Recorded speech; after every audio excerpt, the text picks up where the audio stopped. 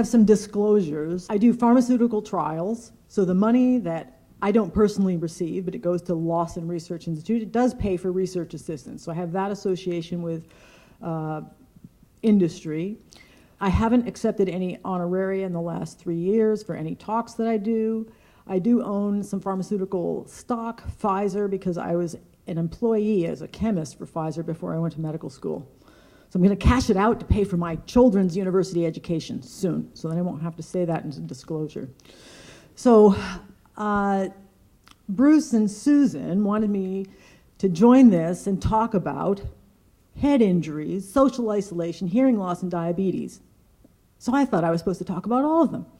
But no, I'm going to try to set up my colleagues, and I'm going to give you some of the sort of more medical risk factor modifications and why some of those things are important. And so I think we're going to talk on different topics and different perspective. The other disclosure I have is many of the papers and evidence about what I'm going to talk about were from a talk that I did, 4 or 5 years ago. And so they're borrowed. So if you've heard me talk about nutrition and exercise before, you're going to see some of the same slides, but they're landmark papers, and the evidence is still important. And I did do a new search for this. So some of the things that are modifiable is if you have high blood pressure, you can treat it, and that will prevent strokes. Strokes, actually, in addition to causing cognitive impairment from the damage from the stroke, it also can cause Alzheimer's disease. Your amount of education, that's related, and if you're done with school, you can still get educated and do new things. If you meet new people, you're being educated. Preventing head trauma. As a cyclist, I always wear a helmet, and I get very upset when I see the parents riding their bikes and their kids have the helmets and they don't. I wouldn't be actually alive here unless I wore my helmet. In 2017, I had a bicycle accident. It was pretty serious. And I've had cognitive testing so that I could keep my job, so I'm okay. But it's because I wore a helmet. All right, we can't change our genetics, we can't change our parents, so we're going to focus on the things we can change. And if you see your family doctors are reviewing what's your cholesterol level, what's your blood pressure, hopefully telling you to exercise to prevent strokes and heart attacks. And this is a slide basically that you can't see or read, and what it's for is to let you know that the mechanisms and causes of Alzheimer's disease are very complex. So in terms of the way the disease progresses in the brain, there's oxidative stress, there's inflammation, and some of those things can cause the shifting of the enzymes that cleave that protein. Who's heard of amyloid? Amyloid protein, okay. So you're here because you're interested in Alzheimer's disease and dementia, and amyloid is one of the major protein players in the brain. Some of the amyloid is good amyloid and some is bad amyloid. So some of our behaviors of what we eat and what we do influence the way amyloid is broken down and cleaved in our bodies. And if we can live a healthier lifestyle, it's cleaved in a way that makes less of the bad amyloid, which is that beta APP. Okay, so who's heard of the Mediterranean diet? You all know that that's the healthiest. So this is the paper that was, I think, published in about 2013-ish, that they had lots of people in it, over 7,000 people, and they randomized them to a Mediterranean-style diet. One group was given a liter of olive oil a week. That's a lot of olive oil. Of course, they shared it with their families. And then the other group was given mixed nuts, and the other group was given the usual old-fashioned cardiac diet, low cholesterol, low fat. And there's much less strokes, heart attacks, and Alzheimer's disease in the group with the Mediterranean diet and Mediterranean diet with the extra olive oil and with the nuts. So basically, all of my cardiology colleagues, and if you go into hospital and have a heart attack, the dietitians are telling you, have a Mediterranean diet. And so that with some of the analysis, there's less Alzheimer's, not just any dementia, because you think of heart attack, of clogged arteries, like strokes is caused also by clogged arteries. But they did not just plain dementia, so it's like dementia caused by strokes, it was actual Alzheimer's dementia is less with the Mediterranean diet. So that's the evidence I really like to emphasize. Olive oil, vegetables, fish, whole grains, nuts is on the menu. And this was done with a group of people in New York City. Their average age was 77, and it was self-reported exercise and self-report. So when self-report isn't as good as some other studies where we're really drilling down and making sure they're doing the exercise and making sure they're adhering to the diet. But it was an important study. They were followed for over 14 years. So the people who had the highest amount of exercise and the highest adherence to the Mediterranean diet had much less dementia. So if you look at this graph, over the 12 or 14 years on the bottom, and on the going up the y-axis is the number of people who were dementia-free. So the top line, after 14 years, 80% of them were dementia-free compared to the lowest adherence to Mediterranean diet and exercise was close to just 60% dementia-free. Okay, so this slide is a segue. So even if you have some disabilities, this is my mother, who despite having very severe rheumatoid arthritis, continued to love to play the piano. And so music is another part of exercise. It exercises your brain, stimulates, and it involves hearing too. Little segue there. And it stimulates different parts of your brain. And it can be in a very social setting too. So music is part of brain exercise. In the next part, I'm going to transition to talking a bit more about exercise. And if we had adequate physical activity, a lot of Alzheimer's disease can be prevented. And that was a researcher in 2013 that made that statement. 1 million cases of Alzheimer's disease could be prevented globally if there was more physical activity. So this is another example, and this is important. So these people were ages 45 to 88 with no dementia, and they looked at their genes, and they have the group of people who have the ApoE4 allele. So when I say ApoE4 allele, who knows what that means? Oh, Susan does. One more person in the back. So that is the risk factor for late onset familial Alzheimer's disease. So if you have that gene, it's not absolute that you're going to get Alzheimer's disease, but it does enhance your risk. So why I like this study by Head is that they took these people with no dementia and they looked at their brains. And they looked at their brains with special PET scans that looked at the amount of amyloid that was building up in their heads. I guess that's a coincidence that the author's name is Head, but okay. So I like graphs much better. It's more simple. So they had the people who have no risk factor genes, who don't exercise, on the green bar have a little bit of amyloid built up in their brains.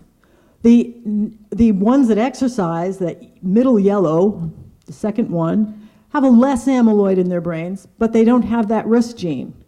Now, if you look at the blue bar, that group of people have the late onset Alzheimer's disease risk gene who are non-exercisers. They have a lot more of that bad amyloid building up in their brains. So Alzheimer's disease actually starts 15 years before the person develops memory loss. So my belief in this hypothesis is if you exercise, like this group with the risk factor here, there's only 13 in this group, you see how the risk factor genes on the yellow bar on your right side, they have the same amount of amyloid built up in their brains as the non-risk group. So to me, that's pretty profound in terms of the hypothesis that exercise is disease modifying for risk. So this slide is about a study of people who have Alzheimer's disease of mild to moderate stage, and they had them walk versus a sedentary lifestyle. And over a year, And if you're familiar with the standard memory test that we do, it's called the mini mental state exam. Usually untreated without medications, people will lose 2 to 4 points per year on that memory test. So as you can see, the top bar, the dotted line that goes up, the people who exercised were stable and improved. So that's another example. It really doesn't matter what stage you're at in life or stage you're at in the process of developing a dementia, exercise helps. There's other studies that have shown it helps with people who have Alzheimer's disease who exercise have less irritability and what we call neurobehavioral psychological symptoms. Why does exercise work? Well, it increases blood flow, so you have more oxygen going to your brain. It actually has been shown in special MRI tests that your brain is bigger. It increases neurogenesis as the brain growth. So there's more little arms of your axons connecting the brain so that it communicates better. There's more clearance of the bad A-beta 42 amyloid from the brain when we exercise. The other part about exercise is it reduces other sorts of diseases that we get as we age. High blood pressure, heart attacks, strokes. And if you stay fit and strong, it reduces your risk of falling, breaking your hip, and dying of complications from that as well. And I already said the last bullet there about the behavioral symptoms. So what we do matters, and this is sort of a segue to Dr. Hand's talk, and this was some of the old news. Maybe, I don't know if it matters who you marry, but being married and having a partner is associated with less dementia. And it could be, if you marry someone more interesting, you get to have more brain learning and stimulation. So this was, and then having children. So if you want to stay unmarried, you should have children. Because those who are both unmarried and childless enhance the negative effect on developing dementia. So that was one study to set the stage. Another study was just looking at large populations, and people who have more social activities have better cognition. So lower risk of developing not only dementia, but also depression. And these were actually, this particular one was a very, very old group. So I'm going to keep going. So there is going to be a few new slides in here, and some other old stuff too. So I've already said this, social isolation increases early onset dementia, it increases the shrinkage of the brain, it increases the inflammation of the brain. And remember that first really complicated slide? Inflammation pushes that amyloid metabolism to the bad amyloid instead of the good amyloid. So that if it's going to the bad amyloid, you have more plaque buildup, which is bad. This was a relatively new study. And living alone, you have 5.8 times the risk of developing dementia than living not alone. And if you feel lonely when you're older, that increases your risk of developing dementia by 1.9. Some of this, and I think I have other slides that highlight this, living alone and feeling lonely is actually stressful. When we have stress in our lives, and stress is caused by all sorts of things, our perception of how we think thing is going to affect us, and sometimes we don't necessarily are aware of those perceptions. It increases our stress hormones. Cortisol, who's heard of cortisol as a stress hormone? More than half, I think. So cortisol is good because it can protect the body from some harm, but as a chronic stress, cortisol goes into the brain and it shrinks our memory centers. And we call this the hippocampal pituitary axis. So living alone is actually, whether we know it or not, because I'm a loner. I'm a homebody. I like my alone time. But I am married and I have 2 kids and I have a dog and cats. That probably, the occupational therapist, I don't know, pets help prevent. I should do that. That's my next talk for Susan. I'm going to search if having a pet. Yes, it's true. No, there is a study. People who have a dog are less likely to develop dementia. That, as I remember, is an abstract at a conference once. Because why? They have to walk their dog. Honest. I love the title of this paper. This is a review article, and it's called "1 is the Deadliest Number." It's associated, so social isolation is associated with a higher risk of death. It's associated with chronic stress and depression. And that stress activates that immune system and inflammation. So, and even people who forget about dementia, if you have a heart attack and you live alone, you're a higher risk for reinfarction, rehospitalization after that. So living alone is as much as a risk factor as having high cholesterol or smoking. So in my prescriptions, and I wish I had brought out the paper handouts that every new patient in my clinic gets, and it lists all the community agencies that you can call, and it lists a little reminder about the Mediterranean diet, lists reminders about exercise, the dose of walking in the studies for people with mild cognitive impairment is half an hour, 5 times a week. There's other studies that resistance exercise. So I went to the gym, I did my weight training today. I just don't talk the talk, I walk the walk. If you have a stroke, and stroke can cause Alzheimer's disease and stroke can cause dementia, having strong social supports improves the level of function.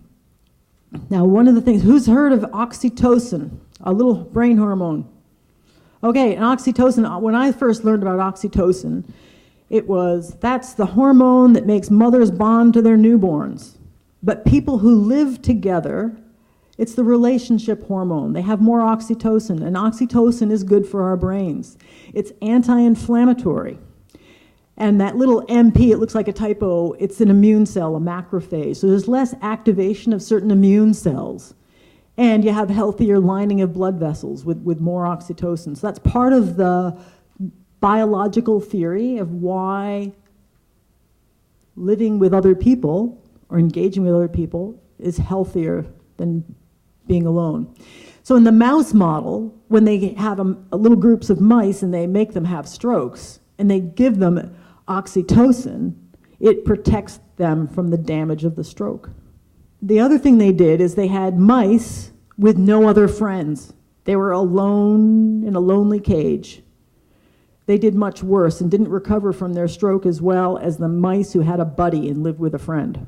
Social isolation doubles the risk of decline. It increases, and this is the mouse model. That's why there's a picture of a mouse there. So there's genetically modified little laboratory mice who are going to get Alzheimer's disease. It makes them get Alzheimer's disease faster, and it increases that bad amyloid depositing in the mouse brains when they live alone, not with no friends. And then the other evidence in the human studies is that social isolate, people who aren't social isolated, who have large social networks. So if you've ever been to my clinic, I ask you about your hobbies. Do you volunteer work? Do you go to church? Things like that. And that helps me understand you as a human, and then helps me leverage a treatment plan that involves activities. I got this one. This is good because inflammation. So you think about inflammation, if your joints are hot, you got a cut or something, there's swelling and redness. That's where most people understand inflammation. But that can happen in a microscopic areas throughout our body. One of the things is, who's been a little sloppy in brushing their teeth or forgetting to floss, and sometimes you get blood on the sink when you spit out the toothpaste? You probably have inflammation of your gums and gingivitis, very common. So brush your teeth. The more teeth you have in later life, the less likely you are to have dementia. That low-grade inflammation is at least the theory of how it might contribute. Being whacked in the head is bad. I have increased my risk of Alzheimer's disease by 1.5 times. So I'm just going to go from there and keep, it's intuitive sense. You damage your brain, it's bad. Diabetes, it can cause basically foreign proteins in your body, because if there's extra glucose, it's going to cause a chemical bond with other parts. So that's how it causes nerve damage over time. And that chemical bonds, the body doesn't recognize it as normal, so it can cause inflammation slowly over time. So having diabetes is associated with an increased risk of having Alzheimer's disease. It's also an increased risk of having strokes. So the bottom line is, and there's rat models or mouse models that show that. And it's associated with shrinkage of the brain and shrinkage of the memory centers independently. You want to know what my mother told me? So I was probably 12 years old, and I said, "Mother, how do you know who you should marry?" And she was a nurse. She was very pragmatic. She says, "Well, you look at their family history, and if they have, cancer and heart attacks and diabetes, you don't marry someone with those diseases." Well, my husband didn't have high blood pressure, high cholesterol, diabetes when I married him, but he does now. So this slide. This is sort of fancy science slide. Who's had statistics? Good. Oh, a couple people. So I think it's called a forest plot. So if you look over here, all that stuff on that side means that diabetes is increasing the risk, especially if you have the especially if you have the late onset gene in your family. It increases your risk of getting Alzheimer's disease. Yeah, diabetes shrinks your memory centers. So my conclusion is walk, exercise, and there's two types that I suggest is core. So there's aerobic exercise, and it doesn't have to be, wind sprints. It can be walking. Half an hour a day. It can be 10 minutes, 10 minutes, 10 minutes. You build up to that. The other is exercise that improves your core muscles, and I find Tai Chi is what I would like to prescribe for most people. But I had a minister once, and then I had just someone yesterday in my clinic who is, I'll give him just the label of super Christian. He says, "Well, I went to Tai Chi in my town, and it was in a Buddhist temple. And they had a statue of Buddha there. I won't go back." It's an exercise, it's not a religion. I said, okay. So Tai Chi is aerobic as walking briskly. It improves your core muscles. It improves balance. Research studies have been shown it reduces falls in seniors, and it improves memory. And that's good. And it also can be done in a social group. And for loners, you do it in silence, and you chat if you want to later. Okay. Learn and do new things. So Tai Chi is also a brain exercise where you have to learn a sequence of like 128 steps to do this. Of course, I go to the gym and lift weights and ride my bike and walk the dog. I don't do Tai Chi, but it is a very good exercise. I'm going to do it someday. Mediterranean diet. Don't get diabetes. If you do, take good care of yourself. Keep your sugars low and good and controlled. Manage all the other vascular risk factors, your high cholesterol, your blood pressure. If you have sleep apnea, please wear your mask. Your mother told you when you were 2 years old, don't put plastic bags over your head, you might suffocate. Having untreated sleep apnea is like suffocating yourself at night. You need oxygen in your brain. Oh, and if you need hearing aids, wear them, like me.